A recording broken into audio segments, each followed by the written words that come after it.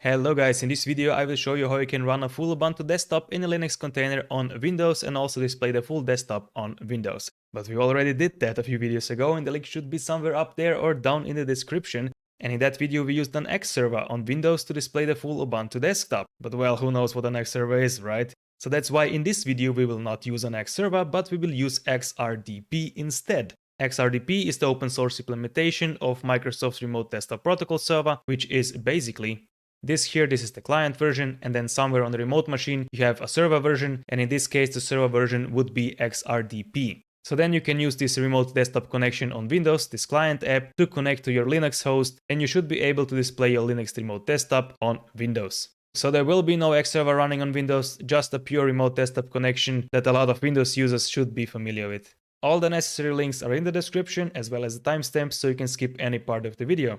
The remote desktop will be in a Docker container, so let's see how that works. I have already prepared a folder with a Docker file in it, so let's open Visual Studio Code.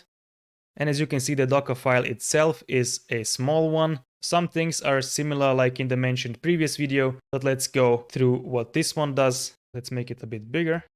Like in the previous video, we will first start with the lightweight Ubuntu desktop, and then we will try the full Ubuntu desktop.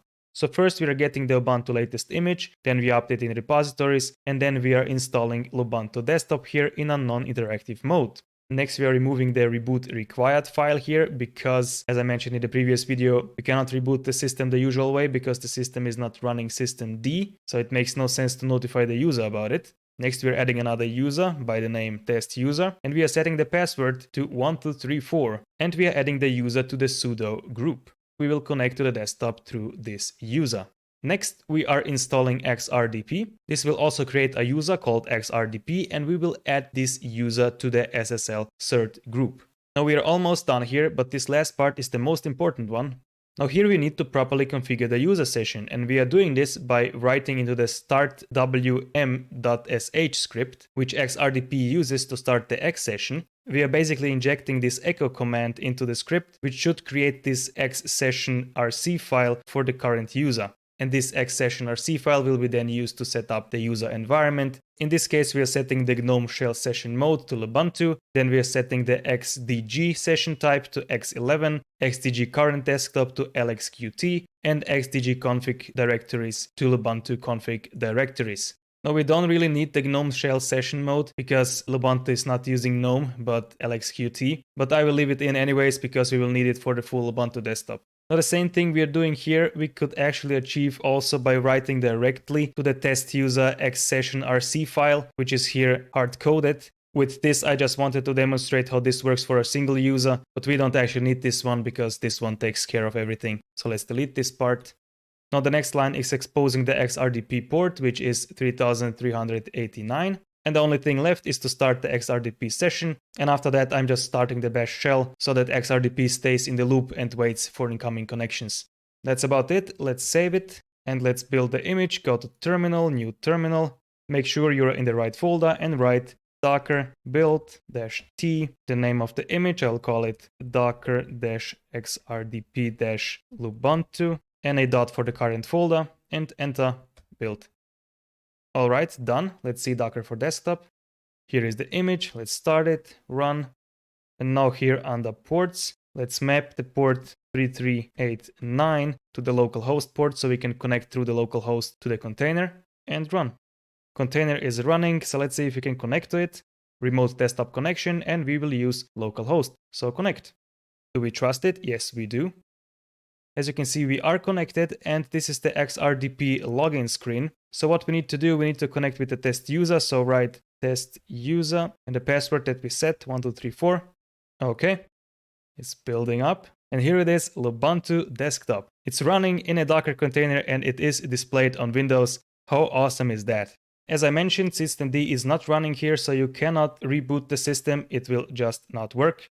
Nothing will happen. There's another thing that doesn't work on this version, which is Pulse Audio. Getting audio working on XRDP is a bit more complicated and I will not go into this. Hopefully it will be fixed in a newer version, but for now audio is not working. So let's see what we have. Test user, let's see the hidden files. And this is the file that I mentioned previously, so in there are our environment variables. Alright, let's try the terminal. Let's see if we have htop. Yes, we have. Memory consumption looks a bit high with 1.38 GB, but it is how it is. Let's close that and open Firefox. Alright, now let's see if I can open YouTube and play some videos. So this works much smoother than the Xserver version, I have to say. I'm really impressed here. Let's close Firefox and try something else. Graphics, LibreDraw. Can we draw something? Alright, it is smooth. It feels right, I have to say. Let's close this. And the nice thing is, if you leave stuff open, like I do here, and you just terminate the session, and now if you try to connect again to the session, test user 1, 2, 3, 4, your previous session is preserved. So that's what I like about XRDP. But let's close it anyways. Alright, container has stopped. And now let's see how we can run the full Ubuntu desktop. We just need to change a few things. Here we don't want to install Ubuntu desktop, but Ubuntu desktop. Then here we want to change the GNOME shell session mode to Ubuntu. Session type X11 is okay, but the current desktop should be Ubuntu, then a colon and capital GNOME.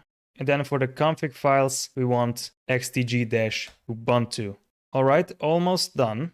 We don't have systemd in a Docker container, but Ubuntu relies on some services, so we need to launch these services by hand. The first one is service dbus that we need to start.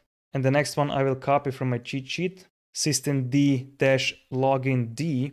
So we at least need those two to get a full Ubuntu desktop running. And in addition, of course, we need to start XRDP because we want to connect to it somehow. And again, we are starting the bash shell, so XRDP stays in the loop and waits for incoming connections. Alright, let's save that and let's build this image. Docker build-t. The name of the image, I'll call it Docker XRDP-ubuntu and a dot for the current folder and enter, build. Finished, let's go to Docker desktop. There it is, let's start it. Again, let's map the port to localhost 3389 and run. Container is running. Let's try to connect to it. Remote desktop connection, localhost, and connect. Do we trust? Yes. Again, the XRDP login screen. And by the way, this is fully customizable. Let's log in with the test user and the password 1234. So here we are, full Ubuntu desktop. All right, let's click this away. Let's try Firefox again. All right, this is much smoother. Definitely better performance than the Xserver version. Let's try YouTube. Yes, this one works perfectly. There is actually very little lag in the video. I am impressed. Let's try something else. Let's try LibreOffice Draw. Let's try to draw. That's awesome. It feels so good actually. I would say XRDP is a much better alternative to an Xserver if you want to run a full desktop like we are doing here. As I said, systemd is not running, so you cannot reboot the system. No, it will just not work. And also Pulse Audio is not working. I hope they will fix that in the future. But overall, I am impressed. Let's see if the terminal is working. Terminal? No, this one is still not working. Not sure why. Maybe I'm missing some environment variables, maybe because of systemd not working. So here you will need to use some other terminal application. And again, if I close the session and connect again to the session, test user 1, 2, 3, 4, you will find the session as we left it. So that's awesome. Overall, my thoughts on this one. Running a full desktop environment in a Docker container is not really what a Docker container should be used for. But if you just want to run certain GUI applications and not the full desktop, then you can use X11 forwarding and an Xserver on Windows, like we did in the previous video, which should pop up there, or you can find it down in the description. And if you really want to run a full desktop in a Docker container, then you can use XRDP like I demonstrated in this video. And that's it for this video. Thank you very much for watching. If you liked the video, if you like my content, then please subscribe, hit the like button, hit the bell icon to get notified when I release new videos. It will help the channel grow and I really appreciate that. And I'll see you in the next video. Bye.